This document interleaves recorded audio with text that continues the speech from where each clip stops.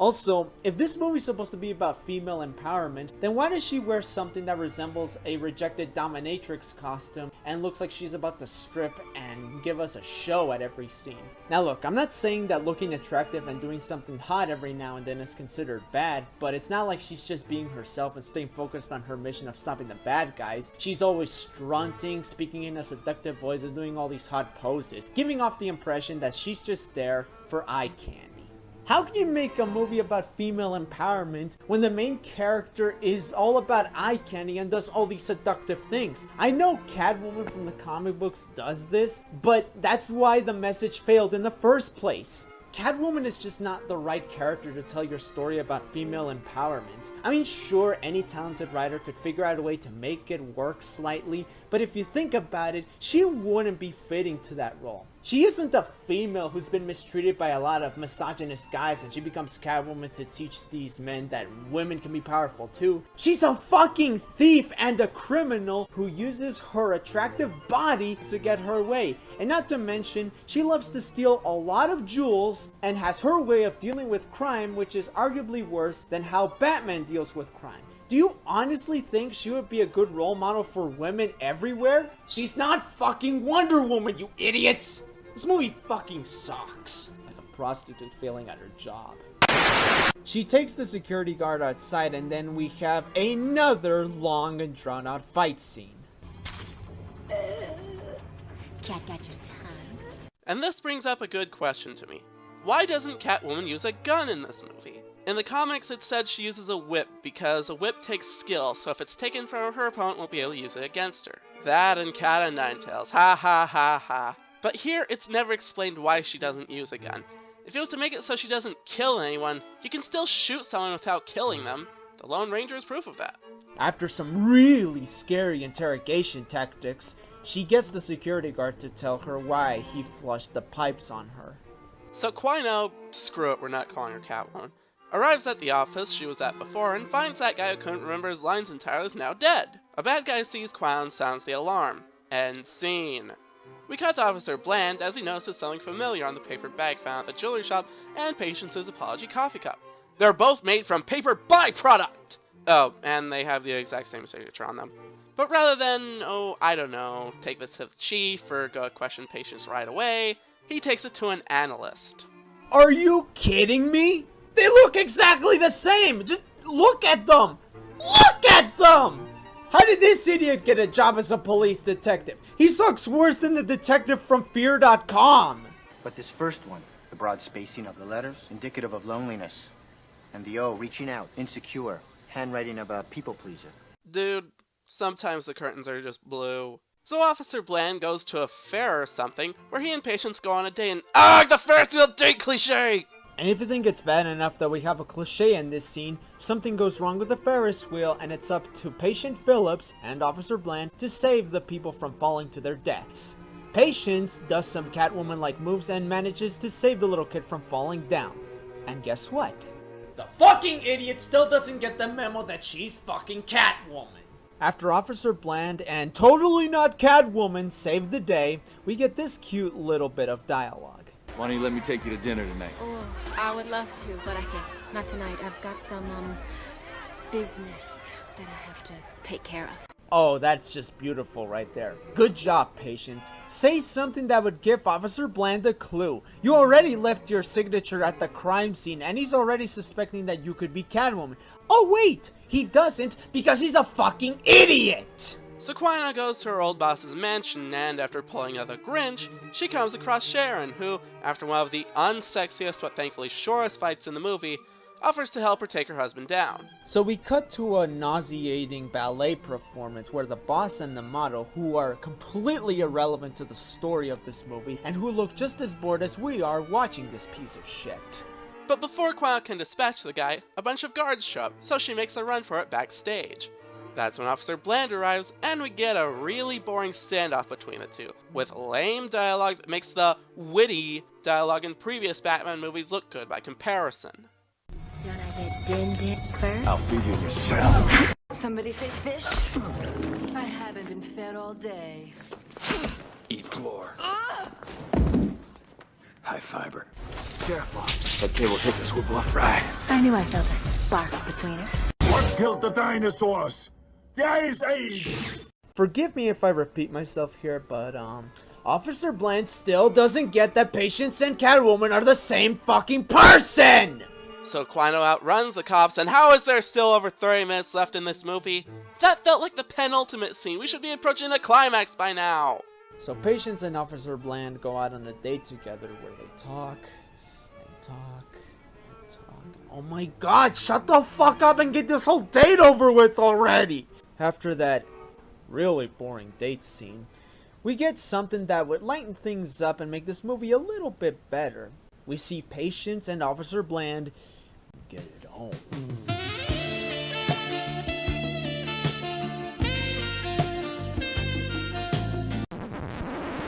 And we couldn't show it anyway because YouTube.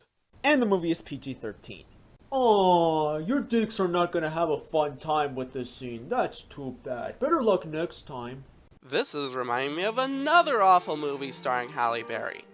And get this, it's not the fact that Quino and Patience have the same skin color, similar voices, acrobatic skills, or that Patience has a thing for fish, or that they have the exact same freaking handwriting that tells Officer Bland that Patience is Quino, but for some stupid reason, Patience dropped a claw on the floor.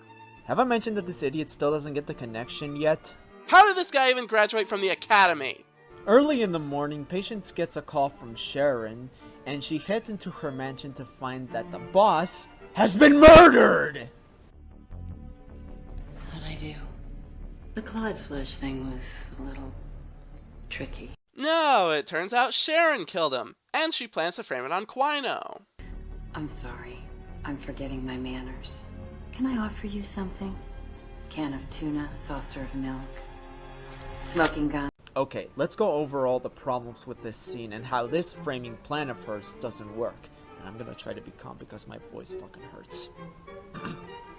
First of all, Catwoman doesn't use a gun. Shade asked about this earlier about why she doesn't use a gun, but let's just say that Catwoman is really good with her whip and she has a pretty good reason not to use a gun.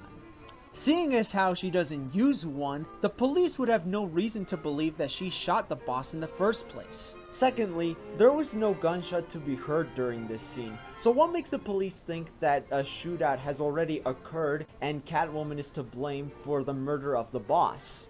And third, Sharon sets off an alarm, and Patience starts to make a run for it. Oh, George! Help! Somebody help! It's Catwoman! very convincing acting right there, Sharon. Don't worry, Patience! Just outrun them until your one level runs out! Patience manages to escape the cops by dressing up as the bride from Kill Bill. But when she arrives at her apartment, Officer Bland is there waiting for her, and arrests her.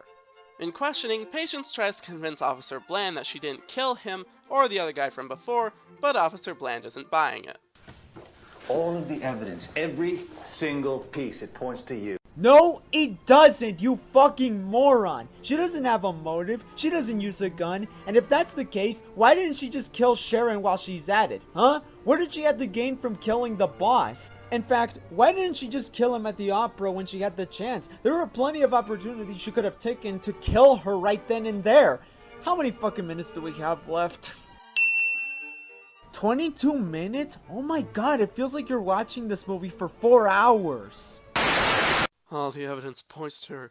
Aw, but we had sex. But the evidence... Sex. Evidence! Sex, goddammit you! So as Patience wallows in self-pity, Midnight sneaks into her cell, which gives her an idea on how to sneak out.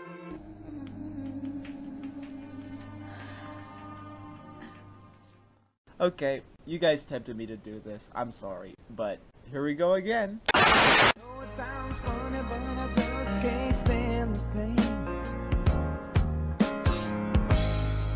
Girl, I'm leaving you tomorrow. Okay, I can do this. Just gotta slip right through these bars.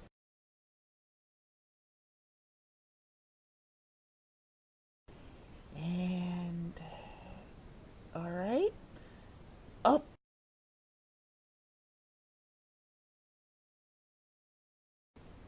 These boobs are making my job harder. This feels awkward.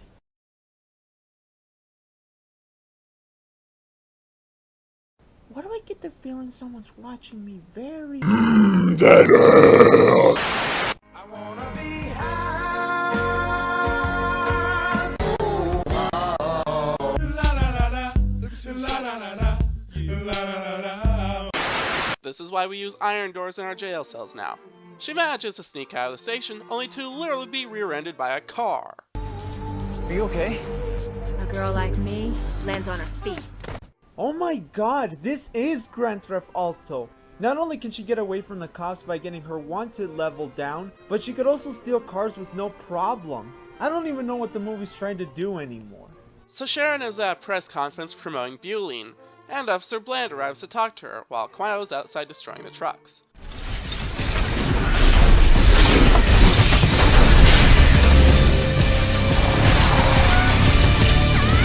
Officer Bland tells Sharon that he knows she killed her husband, so she decides to kill him now. Because I finally trusted a friend. Yeah, well, your friend just got you killed. Good move there, Sharon. Shooting a police detective who's interrogating you in your office surely wouldn't give out any clues to the police officers whatsoever. Can anyone, and I mean anyone in this movie, do anything logical or right for once? But that's okay, because Quimo, as Shade calls her now, saves Officer Bland from Sharon and they start to make a run for it. Quimo and Bland take down 2 security guards, but they still have to deal with Stone. Anyways, it's time for the climax to begin! It's an epic showdown between not Catwoman, who's also a walking contradiction to feminists everywhere, going up against Sharon Stone, a villain who's so forgettable and underwhelming, people would have more fond memories with Calendar Man than they would with her. Let's get ready to rumble! Alright, I want to take a moment to talk about something here. Throughout the last 40 or so minutes, they've been trying to establish that Quino and Patience are completely different people. And that would be fine, like sort of Ghost Rider deal. But all that might as well be thrown out the window with this one line. I'm Patience Phillip. Consistency is for idiots, am I right? So Sharon and Quino get into the unsexiest cat fight ever, with editing that is nauseatingly bad. Some of the camera work in this movie is really bad, especially in the fighting scenes. I don't know why they thought it was a good idea to move the camera around like a jackass, zooming in and out sometimes, would make some of these scenes better. Seriously, there were some scenes that I watched where I almost felt nauseous, and the awkward fast editing really doesn't help matters. But you know what? There is one good thing that I could say about the camera work in this movie. You could at least tell what was going on than you could with Batman Begins. But Sharon ends up sealing her own fate when she fights Quino while behind a broken window. Seriously, has no one learned anything from the fight with Jasper Bat Jr. in No More Heroes 2? This movie came out in 2004. The No More Heroes series wasn't around on that time, stupid. Anyways, Quimo tries to save Sharon like the good role model to women she is, but Sharon lets herself fall really awkwardly. I would also like to point out that in the movie, it's been told that people who use butylene would have their bodies hard as stone and they wouldn't feel any pain whatsoever. The only downside is, if you don't use butylene too often, your skin would degenerate and you will look really bad. Okay, fine, it comes with the territory, whatever. You could take a hit, but apparently you couldn't survive a huge fall. I don't know about you guys, but there could have been a much better way to kill Sharon instead of having her fall down to her death. One of the most cliched villain deaths you could ever put into film, but whatever, the end credits are just around the corner. So our movie ends with Patience leaving a Dear John letter to Officer Bland, saying that she can't be with her now that she's Quimo, and Quimo sexually struns off into the moonset. And it's safe to say at this point that Catwoman 2 will not be coming in theaters anytime soon. So that was Catwoman, and you know what? As much as we made fun of it, trash-talked it, I honestly don't think it's as bad as its reputation would have you believe. Oh sure, it was bad, but not as bad as it could have been. I've definitely seen worse movies. Yeah, it's long, boring in certain parts, inconsistent with the Catwoman mythos. It fails at trying to connect itself to the rest of the DC movies at the time. The editing is trash, but the direction was honestly not that bad. The cinematography isn't great, but it's not that bad either. The actors were all trying their hardest to work with what they had. It's not their fault that the script was garbage. The effects definitely weren't that great, but hey, they were working on a budget. As for my final thoughts, I seriously don't recommend this movie to anyone. It's stupid. It's really fucking stupid. I guess the only good thing that I could say about this movie is there are some scenes that you could watch for a laugh, but I assure you, there's little fun to be had here than you had with Batman or Robin. At least with Batman or Robin, it knows what it wants to be, a comedy. You could poke fun of its absurdity, and there are some few good moments that the movie has to offer. Nothing too spectacular, decent at best, but good moments nonetheless. Catwoman, on the other hand, tries to take itself seriously with a really dumb premise, and half the time it doesn't even know what kind of movie it wants to be. And the fact that this movie has the nerve to bring out a female empowerment message makes the whole thing unbearable, since the message is so mixed, it feels like it's been fucked up by a goddamn tornado. I'd say just stay the fuck away from this movie because it ain't worth it. Is it the worst? Nah. Is it bad? For sure. Could this movie be done right? Well, in the right hands, yeah. Does it deserve a reboot? Maybe after the current DC film series finally dies, because, let's face it people, it's not going to last as long as Marvel has. I give it 1 star.